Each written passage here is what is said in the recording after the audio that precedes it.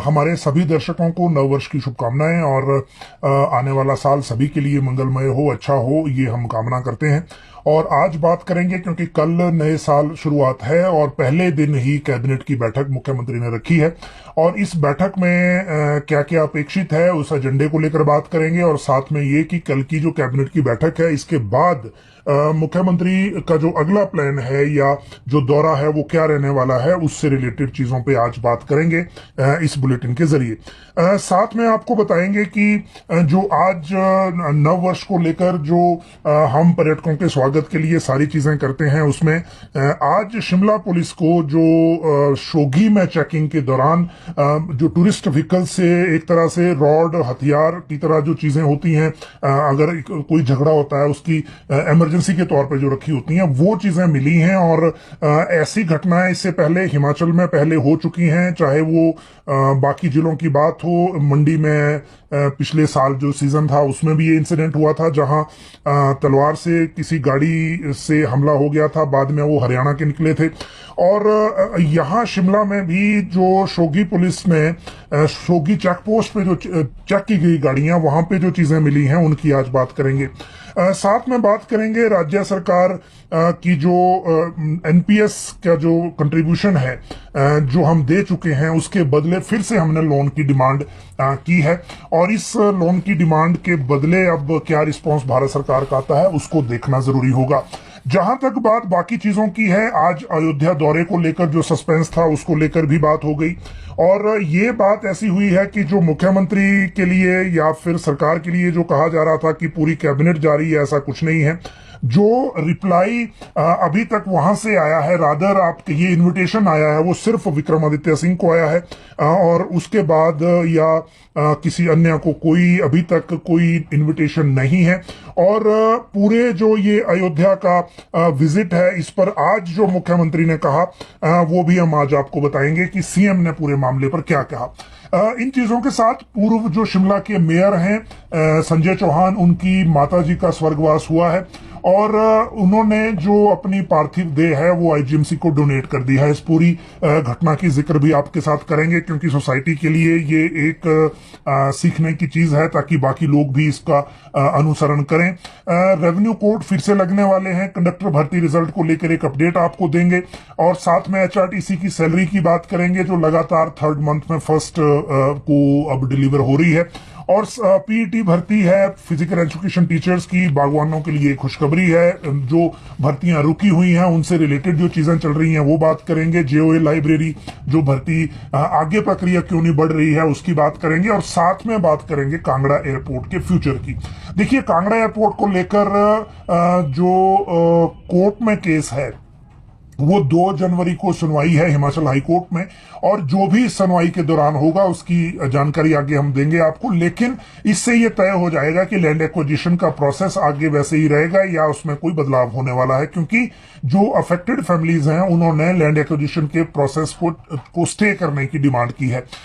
तो कल इसके बारे में पता लगेगा, एग्जैक्टली कल तो नहीं परसों पता लगेगा जिस दिन सुनवाई है, कि इसको लेकर आगे सारी चीजें होती क्या है। जहां तक बात मौसम की है तो मौसम को लेकर तो जो प्रेडिक्शन थी वो आज कल पिछले कल और आज और 1 तारीख को बारिश और बर्फबारी की थी, लेकिन शिमला में ऐसा कोई असर देखने को भी मिला नहीं। जहां तक चोटियों की बात है वहां पे बर्फबारी का जरूर अभी तक अलर्ट है और इस अलर्ट के बावजूद जो टूरिस्ट का फ्लो है, चाहे वो अटल टनल का हो चाहे पूरे हिमाचल का हो, वो काफी अच्छा चल रहा है और मौसम में ये बदलाव अब भी देखने को सामने नहीं आ रहा है जो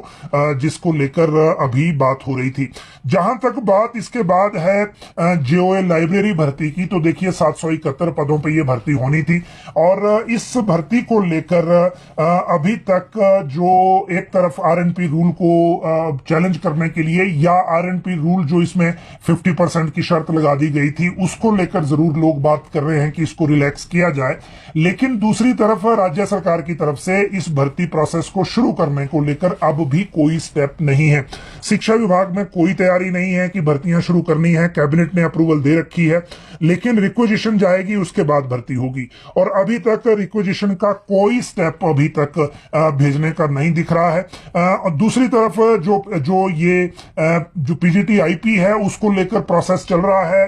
ड्राफ्ट बन रहा है, और उसमें कुछ पोस्ट जो हैं वो कम की जा सकती हैं, लेकिन उसको लेकर भी अभी जब तक फाइनल चीजें नहीं हो जाती तब तक कुछ भी कहना संभव नहीं है। जहां तक बात इसके बाद अगली है वो है आयुर्वेदिक मेडिकल ऑफिसर, इलेक्ट्रीशियन और जो प्रिंसिपल हैं उनकी बात। और ये हम बात इसलिए कर रहे हैं क्योंकि इन तीनों को लेकर रिजल्ट जो है वो रिजल्ट का इंतजार है कि कब ये रिजल्ट आएगा, लेकिन रिजल्ट चलाने से पहले, रिजल्ट आने से पहले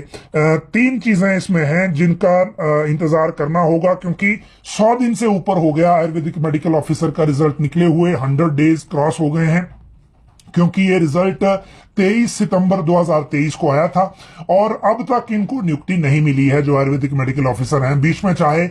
जो पीजी के लिए स्टूडेंट गए हैं उनकी बात हो, चाहे कोई और रीजन हो, लेकिन नियुक्ति नहीं मिली है। लोक सेवा आयोग से स्क्रीन होकर लोक सेवा आयोग का टेस्ट पास करने के बाद ये आ गए हैं, लेकिन अभी तक नियुक्ति नहीं मिली है। दूसरी बात जो है वो है बिजली बोर्ड में इलेक्ट्रीशियन की, और बिजली बोर्ड के इलेक्ट्रीशियन का रिजल्ट आया था 10 नवंबर 2023 को। 112 अभ्यर्थी इसमें थे, आयुर्वेदिक मेडिकल ऑफिसर 140 हैं, लेकिन इलेक्ट्रीशियन 112 हैं। इनको भी अभी तक नियुक्ति नहीं मिली है। बिजली बोर्ड से फाइल चली गई है सरकार को, सरकार से मुख्यमंत्री कार्यालय को।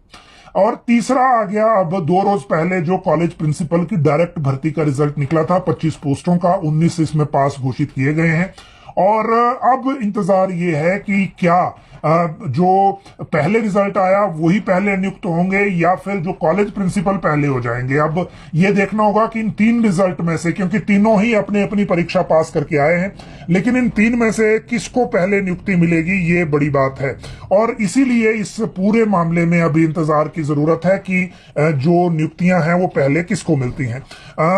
ये जैसे ही डिसाइड होगा तो उसके बाद ही पता चलेगा। जहां तक बात बागवानों को खुशखबरी की है, तो आज मुख्यमंत्री सुखविंदर सिंह सुक्खू ने यह जानकारी दी है कि 1 जनवरी से, यानी कि कल से जो नया साल शुरू हो रहा है, उसमें बागवानों को लेकर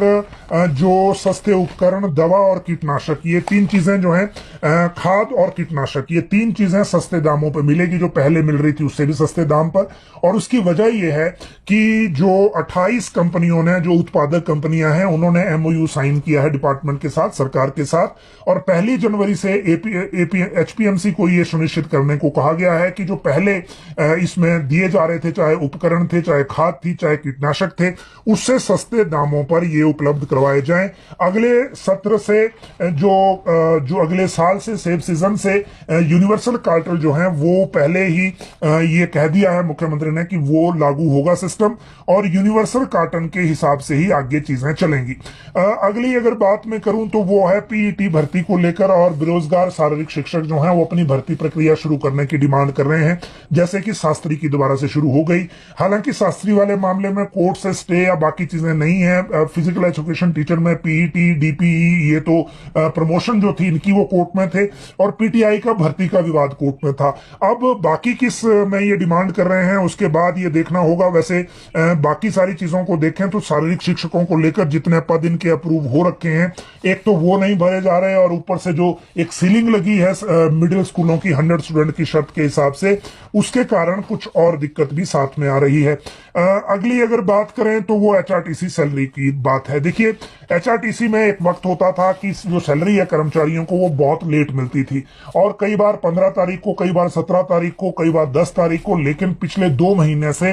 1 तारीख को सैलरी और पेंशन जारी है। ये तीसरा महीना होगा जो 1 तारीख को ये डिलीवर होगी, क्योंकि आज उप मुख्यमंत्री मुकेश अग्निहोत्री ने भी बताया कि एचआरटीसी की सैलरी ऑन टाइम है और इस महीने भी लगातार तीसरा महीना है कि 1 तारीख को कल नए साल के पहले दिन एचआरटीसी के कर्मचारियों को सैलरी मिल जाएगी। और ये जो थोड़ी व्यवस्था को ठीक किया हुआ है, चाहे वो कमाई थोड़ी इंप्रूव की, घाटे के रूट को क्लोज कर रहे हैं, ऊपर से ये जो सामान बसों में जाता है लगेज पॉलिसी लाके उसको जो इनकम है उसके साथ जोड़ा गया है, तो इन चीजों के कारण ये फर्क पड़ा है। जहां तक बात कंडक्टर भर्ती की है, तो देखिए एचआरटीसी कंडक्टर का एग्जाम लोक सेवा आयोग ने लिया था और इन